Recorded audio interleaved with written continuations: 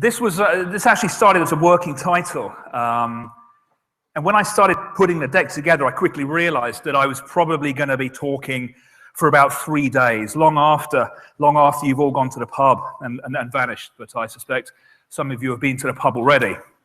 So instead of that, my clicker doesn't work. Oh, yeah.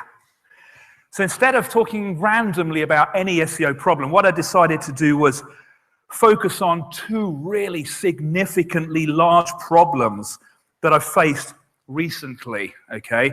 To be specific, and what I'd like to do is to take you through these 2 problems. First one, straightforward perhaps, but applies to so many of you out there. The second one, very, very mysterious. And then I'm going to go on with a wrap-up. So I'm going to teach you or talk to you about how we discovered these issues, the steps we took to overcome them, and what the results were. Now, I've called these chapters rather than parts because there's a common thread running throughout this entire story, and that thread is books, which I love. And in fact, the first 2 chapters are devoted to one of my favorite places, and in fact, one of my favorite clients, and that's Waterstone's books. So without further ado, into chapter 1 and the first big problem. So I need to introduce an old friend, Suspicious Flux, which you know I love. And if you've never heard of Suspicious Flux, can't even say it. If you've never heard of Suspicious Flux, basically it's those movements in the SERPs for the terms that you care about. They drop 2 positions, they come up, they drop 3, they come up, drop down. And that's often a precursor to something disastrous happening. So on this next slide, you're going to see a huge disaster for a search term that Waterstones care about. So what do we have here? This is a chart showing Waterstone's positions in Google UK for the term The Bone Clocks, which is actually an award-winning book. And in this chart, and if you can't read it precisely, don't worry too much, but on the y-axis, we got positions 1 to 100 in Google. And on the x-axis, along the bottom, we got a date range. We got August, September, and October. So we got 3 months. So what's going on in this chart? Well, there are 2 things going on. And the first thing is that Waterstones' positions, obviously, they're going from the middle of page 1. They're suddenly dropping out. They're dropping out for 4 days. They're coming back up for 3 days. They're dropping right out of the top 100. And then they're coming back all the way along. Okay, that's the first thing. The second thing that's happening here is that the average overall position of Waterstones for this term has dropped from the middle of page 1 to the bottom of page 1. That's the glass ceiling. This is typical of the symptoms of what's going on here. And later on, when we step back, you'll see that glass ceiling really, really clearly. So what's causing all of this? And some of you might have an idea. That is a hardback book. Books don't just come in one variety of hardback, but you get hardbacks and paperback books. So what I'm going to do is I'm going to lay that paperback book onto this very same chart. The hardback book is in pink. The paperback, if you can see that, is in yellow. Now, if you look to the right-hand side, you can see the classic symptoms of internal conflict, where the hardback in pink drops out for 1 day, the paperback spikes in for 1 day, and the hardback comes out. And in the middle of the chart, you can see classic internal conflict, where there is very little coexistence. But what about all of the other drops? What's causing those? Well, books don't just come in 2 varieties of hardback and paperback. You also get ebooks, audiobooks, different editions, student editions, special editions, signed editions, and so on and so forth. So one book can actually exist in multiple different versions. But we want people to buy these books, we want people to find them, but they're obviously causing a lot of confusion. So we need to fix this. And this is a problem that doesn't just apply to books, but it applies to so many of you out there where you sell multiple products that exist in multiple varieties.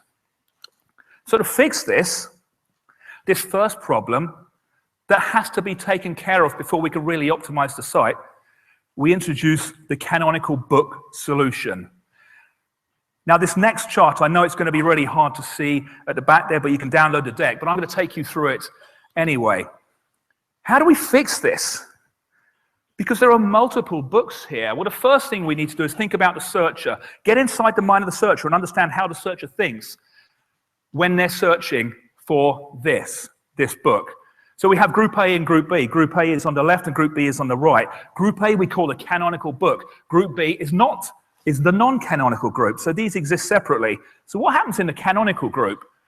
Well, searchers, when they search for books, generally search for the title of the book, the bone clocks. They don't search for hardback and they don't search for paperback.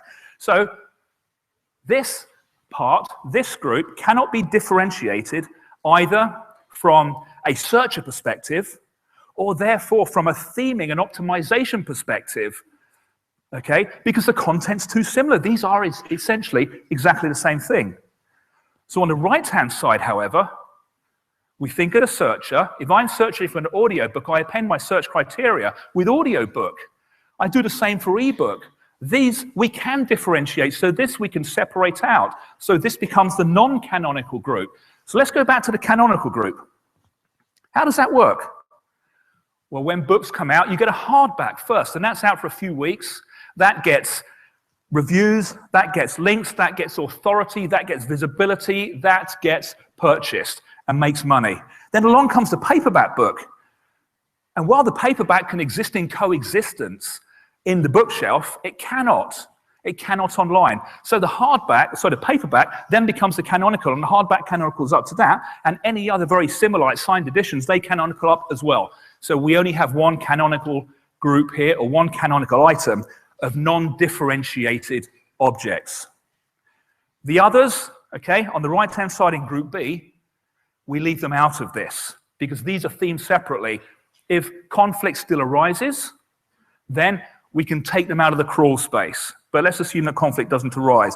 What we also need to do is remember that people will want different varieties of books, so we provide reciprocal themed links throughout the world. So if I happen to come into the canonical paperback and I want to buy a book as a gift, then there's a clear pathway to that, but it's non-conflicting. Then if I want an ebook, there's a clear pathway to that. Just as from the ebook, I can go back up to the hardback or the paperback. So this applies to millions of books. And we have some really promising early results. So I'm just going to show you two early results. There we are, the first one. That's the bone clocks. You can see as we step back in time, as we look over a longer date range, you can see that classic glass ceiling at the bottom of page 1, so often a symptom or a result of internal conflict. But the switch was flicked, and we've come out the other side. And we're now in a position to think about how we can improve, how we can take Waterstones to the bone clocks from position 4 or 5 up to position 1. So let's get on with some basic SEO. Here's another one, The Organized Mind, a brilliant book, really brilliant to organize your mind. And this one, you can see the switch was flicked on the same day, and we've actually come up and we've started to do much better. The internal conflict has been sorted out. Okay, so bear that in mind. The internal conflict has been taken care of. So what do we do now? Well, let's start to really optimize the site. The big fix is in place. We've no longer got all of these issues, okay? So we can start to think about the searcher. How are they searching? What are they looking for? What are they looking for at Christmas? Are they looking for particular lists of books and stuff like that? Then we can create those optimized pages. We can think about internal linking. We can think about wonderful content and all this stuff, because the big fix is in place. But as we move into chapter 2, just as with any good book, things can start to take a turn for the worst. And that's exactly what happened here. That's exactly what happened. So chapter 2 is a series of mysterious disappearances. And it appears that somebody's been stealing our books. Now, I'm sure you guys love books as much as I do, and I love to have piles of books around the house. I have them in the bathroom, I have them in the lounge, in the hall, everywhere. And about once a week I get home and they've all vanished. But that's not theft, that's my wife tidying up after me, and my son. But you love piles of books, don't you? You need to have them. But imagine if you had a library, okay? And in your library, you put a book right there on the top shelf. in the first or second or third position. You went out for an hour, you came back and it had gone. Well, that's exactly what's happening here. This has nothing to do with what's been gone before. Now, here's the first book that vanished from our shelves. Test Your Cat. That little rascal, just waiting to be interrogated, just asking to be quizzed and grilled. In fact, I have a dog, and my dog's, I love my dog, but he's a little dumb. And eventually he's going to go to head office, so I was chatting to my son. When he's gone, we need a new creature. And we're going to get a cat. We're going to make sure that cat is intelligent, so I'm going to buy this book. So where do I find that book? Well, I'll tell you where I find it. The last place I saw it, it was in position 1 in Google. So let's go to the Google and have a look and see if it's still in position 1. And it's not. It vanished. On the 10th of January this year, that book disappeared from the SERPs entirely. And we didn't do anything to make that happen. It just vanished. So now we start to wake up in a cold sweat. Because it's not just that book, it's other books, okay? Here's a book called The Establishment that vanished on the 28th of January, just dropped out of the SERPs. And it's not just that one. Day after day, hour after hour, we're losing books, literally dozens of others. So we need to find out what's going on here. So there's only one way. There's only one way to really find out what's going on. And that means it's time to explore the SERPs. That means it's time to really delve deep into the search results. This is where we kind of break into a hot sweat and stay up late at night, really trying to find out what's going on. So let's go to the SERPs for that first book, Test Your Cat. So on the left-hand side, you've got the chart, which shows the 10th of January, the day they dropped out. So as we look at the SERPs, okay, on the right, we're looking for two things.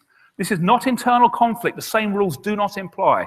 What we're looking for is somebody who's moved into the SERPs in a position similar to ours, okay? That's the first rule. Now, there are two. We've got Reader's Digest, who moved up to position 7. So they've moved in from outside the top 100 near us. The second rule, in this instance, they have to have moved into our space, plus or minus, no more than 2 positions. That's the rule. So it would appear that HarperCollins has moved into our position. Now, HarperCollins is the publisher of this book. Let's see if that's the case. So we do a historic overlay. And indeed, it's true that HarperCollins has moved into our position. Let's go to the SERPs. Now, this is where it starts to get a little strange, because HarperCollins is in, Waterstones is out, but Waterstones was in the knowledge panel on the right-hand side. And now Waterstones has gone from the knowledge panel, but who's in the knowledge panel? Google's in the knowledge panel. Remember that for later. What about the other book? What about The Establishment? Okay, let's go to the 28th of January. Let's explore the SERPs. 2 people have moved up on that same day. We've got Socialist Review, who've moved up to at least 85 positions to 16. But they don't fit into Rule 2, so we can disregard them. So Rule 2, that's Penguin. Okay, not the algorithm, so don't confuse this. Don't say, tweet Jon Earnshaw said there's a Penguin update on the 28th of January, because that's not the case. This is the publisher. They've moved into within 2 positions. We were in 9, they're in 7. But also look above that result. Penguin was already there in the SERPs. They were already there. There was some coexistence. There's a historic overlay. This is Penguin, the publisher, who's taken our positions. So what's causing it to happen? And what's causing it to happen now? Well, I can tell you what's causing it to happen now. That's Google being completely random. But what's causing it to happen? We need to take a deeper look. We need to play spot the difference. So on the left-hand side, we've got Waterstones. On the right-hand side, we've got HarperCollins. Waterstones have got a synopsis. HarperCollins have gotten about this book, and they look slightly different. But you know what?